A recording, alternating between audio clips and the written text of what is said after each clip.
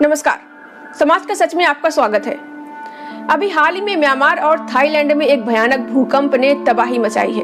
7.7 magnitude का ये भूकंप इतना ताकतवर था कि म्यांमार के मांडले में इमारतें ढह गईं। थाईलैंड की राजधानी बैंकॉक में एक 33 मंजिला बिल्डिंग धराशायी हो गई और हजारों लोगों की जान चली गई। कई बार आफ्टर शॉक से भी तबाही मची। वहीं वैज्ञानिक अब चेतावनी दे रहे हैं कि खतरा अभी टला नहीं है। लेकिन सवाल यह है कि अगर ऐसा भूकंप भारत में आया तो क्या होगा?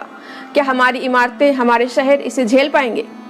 आज के इस वीडियो में हम बात करेंगे कि भूकंप क्यों आता है, म्यांमार, थाईलैंड में क्या हुआ और भारत में भूकंप से पहले कब कब तबाही मची। तो चलिए शुरू करते हैं। 28 मार्च 2025 को म्यांमार के सांगाइंग इलाके में 7.7 मैग्नीट्यूड का भूकंप आया। इसका केंद्र मांडले से सिर्फ 16 किलोमीटर दूर था। सिर्फ 10 किलोमीटर की गहराई पर होने की वजह से इसका असर बहुत भयानक रहा। मांडले में मंदिर, मस्जिद और अपार्टमेंट्स ढह गए। 90 साल पुराना अवा ब्रिज नदी में समा गया। म्यांमार की मिलिट्री सरकार के मुताबिक 1600 से ज्यादा लोग मारे गए और 3400 से ज्यादा लोग घायल हुए। वहीं समय के साथ संख्या लगातार बढ़ती जा रही है। इस भूकंप का असर 1000 किलोमीटर दूर बैंकॉक तक पहुंचा। वहां एक निर्माणाधीन कई मंजिला बिल्डिंग गिर गई, जिसमें दर्जनों मजदूर दब गए। थाईलैंड में कई लोगों की मौत हुई।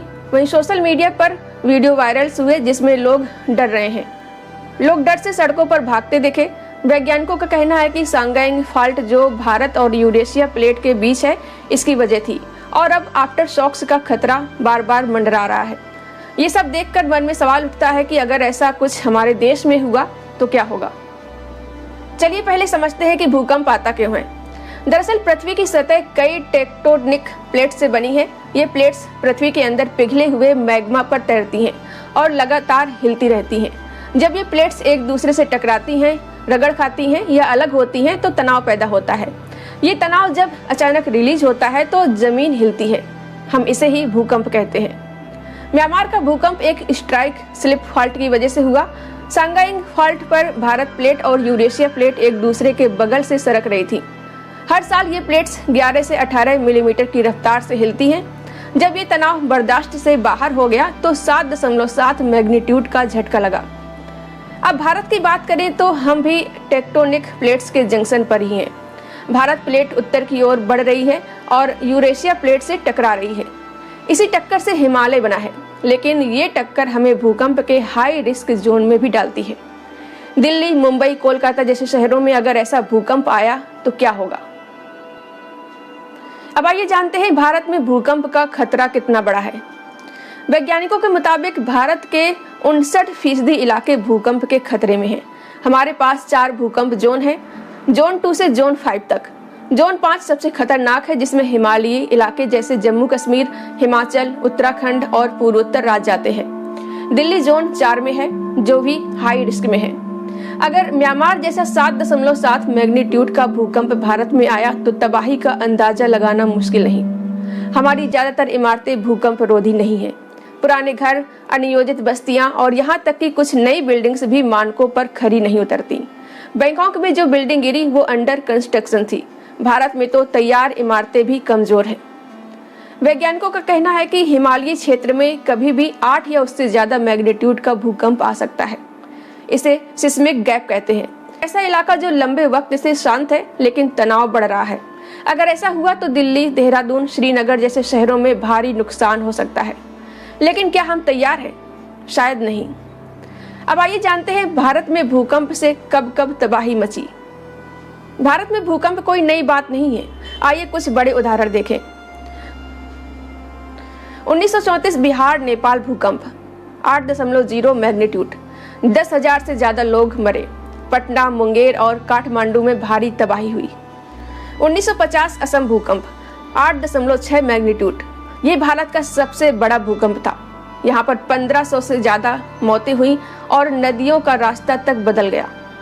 2001 भुज भूकंप 7.7 मैग्नीट्यूड, गुजरात में 20,000 लोग मरे, लाखों बेघर हुए।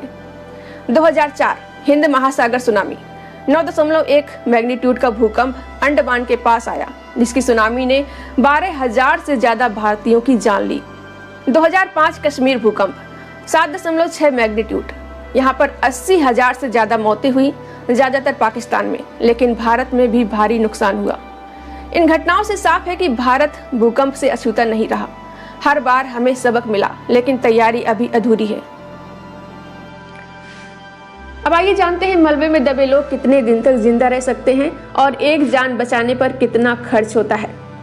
एक्सपर्ट्स के मुताबिक जो लोग मलबे से जिंदा बचाए जाते हैं उनमें से ज़्यादातर भूकंप के 24 घंटे के भीतर मिल जाते हैं। इसे गोल्डन आवर्स कहा जाता है। इस 24 घंटे के बाद हर दिन के साथ लोगों के जिंदा मिलने की संभावनाएं घटती जाती हैं। इसकी मुख्य वजह चोटें होती हैं। गिरने से लोगों को गंभीर चोटें लगी होती हैं और भले ही एकदम उनकी जान नहीं जाती, लेकिन समय पर इलाज न मिलने के कारण और कई बार बहुत मलबे के नीचे दबे हुए ही बहुत ज़्यादा खून बह जाने के कारण उनकी जान चली जाती है। विशेषज्ञों के मुताबिक लोगों की जिंदगी और मौत के बीच हवा और पानी की उपलब्धता मैटर करती है। अगर लोग गहरे कहीं दब गए हैं जहां हवा ठीक से उपलब्ध नहीं है तो दम घुटने से लोगों की जान चली जाती है। वहीं पानी न मिल पाने से भी लोगों की जान जा सकती है। इसके अलावा मौसम भी बहुत हद तक लोगों के बचे रहने के लिए जिम्मेदार हो सकता है। जैसे जब तुर्की और सीरिया में जिस रात भूकंप आया उस रात भी कई जगह बर्फ गिरी थी और तापमान -6 डिग्री सेल्सियस था। साथ ही कई इलाकों में बारिश भी हो रही थी। इससे बचाव कार्य में बेहद दिक्कत आती है, इससे देरी होती है और जान जाने की आशंका बढ़ जाती है। नॉर्थ वेस्टर्न यूनिवर्सिटी फाइनबर्ग के मेडिकल स्कूल में emergency medicine specialist doctor George सियापांस कहते हैं कि लोगों के बचने की उम्मीद में सबसे बड़ा रोड़ा इमारत के पत्थरों या कंक्रीट के नीचे कुचले जाने से लगी चोटें और अंगों का कट जाना होता है। वो कहते हैं कि पहला घंटा गोल्डन आवर होता है। अगर आप उन्हें पहले घंटे में बाहर नहीं निकालते तो उनके बचने की संभावना बहुत कम होती है। वहीं पीड़ित की मानसिक स्थिति भी बहुत कुछ तय करती है। जो लोग शवों के साथ फंसे हों और किसी से संपर्क में ना हो उनकी उम्मीद छोड़ देने की संभावना ज़्यादा होती है। अगर आपके पास कोई है जो जिंदा है और आप दोनों एक दूसरे का सहारा बन जाते हैं और संघर्ष करते रहते हैं। आखिर कब तक लोगों के जिंदा होने की उम्मीद में तलाश जारी रखनी चाहिए, आइए जानते हैं। एक्सपर्ट्स के मुताबिक लोग हफ्ते भर तक मलबे के नीचे जिंदा रह सकते हैं। हालांकि ये इस बात पर निर्भर करता है कि वो किन हालात में फंसे हुए हैं, उन्हें गिरने की वजह से कितनी चोट लगी है, मौसमी हालात कैसे हैं। लोगों को जल्द से जल्द निकाला जा सके इसलिए म्यांमार और थाईलैंड में स्थानीय लोगों के अलावा विदेशों से भी बचाव टीम लगी है। मलबे में दफन लोगों को बचाने की उम्मीद बची हुई है।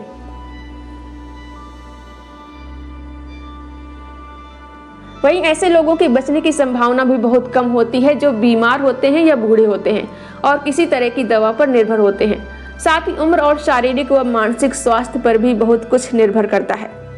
जो लोग बेहद भयानक परिस्थितियों में भी जिंदा रहे वे अक्सर युवा लोग होते हैं और बहुत किस्मत वाले होते हैं कि किसी ऐसी जगह फंसे जहां पर उन्हें पानी या हवा जैसी चीजों की उपलब्धता रही।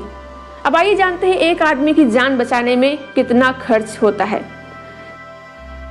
कई मीडिया रिपोर्ट्स के मुताबिक भूकंप के मलबे में दबे किसी व्यक्ति के जीवन को बचाने के लिए औसत 8.5 करोड़ रुपए का खर्च आता है। भूकंप के बाद बचाव के लिए इन देशों में जितनी तेजी से पैसा खर्च हो रहा है उतना पैसा आपदा को रोकने के लिए खर्च होता तो शायद ये स्थिति देखने को नहीं मिलती। ये बहुत दुख की बात है कि बर्फबारी की वजह से लोगों को हाइपोथर्मिया संभव है और शायद इसी वजह से उनकी मौत हो जा रही होगी। पानी न मिल पाने से भी लोगों की जान जा सकती है। जो लोग ठंड और कम चोट लगने के बाद बचे होते हैं उन्हें खाने और पानी की जरूरत होती है। पानी के बिना बहुत से लोग 3 से 4 दिन तक जिंदा रह सकते हैं, लेकिन 5वें दिन दम तोड़ सकते हैं। अब आइए जानते हैं मलबे में फंसे लोगों का बचाव कैसे होता है। किसी स्थान पर भूकंप के बाद बचाव के कई तरीके हैं जिनसे मलबे में फंसे लोगों को ढूंढा जा सकता है। इसमें एक तरीका बचाव दल के साथ मौजूद कुत्ते के जरिए मलबे में फंसे लोगों को खोजना भी है। प्रशिक्षित कुत्ते सबसे पहले मलबे को सूंघकर वहां फंसे लोगों के बारे में पता करते हैं। केलमैन के मुताबिक मैक्सिको के पास इस तरह के कुत्तों की एक टीम है जो किसी आपदा के बाद बचाव में अहम भूमिका निभाते हैं। इसके अलावा भूकंप प्रभावित तंग गलियों और सक्रिय जगह में फंसे लोगों के बारे में पता करने के लिए रोबोट और ड्रोन का भी इस्तेमाल किया जा रहा है। जैसे ही मलबे में फंसे इंसान के बारे में पता चलता है तो बचाव कर्मी तुरंत उसे वहां से सुरक्षित बाहर निकालने की प्रोसेस में लग जाते हैं। तो दोस्तों, म्यांमार थाईलैंड का भूकंप हमारे लिए एक वेकअप कॉल है। भारत में भी ऐसी तबाही आ सकती है। और हमें अभी से तैयार होना होगा। सरकार को भूकंप रोधी बिल्डिंग्स कोड्स सख्त करने होंगे। हमें अपने घरों को मजबूत करना होगा, इमरजेंसी किट तैयार रखनी होगी और भूकंप की चेतावनी सिस्टम को बेहतर करना होगा। आपको क्या लगता है, क्या हम तैयार हैं? अपनी राय कमेंट बॉक्स में जरूर बताएं। इस वीडियो को लाइक करें, शेयर करें और चैनल को सब्सक्राइब ना किया हो तो सब्सक्राइब करना ना भूलें। फिर मिलते हैं।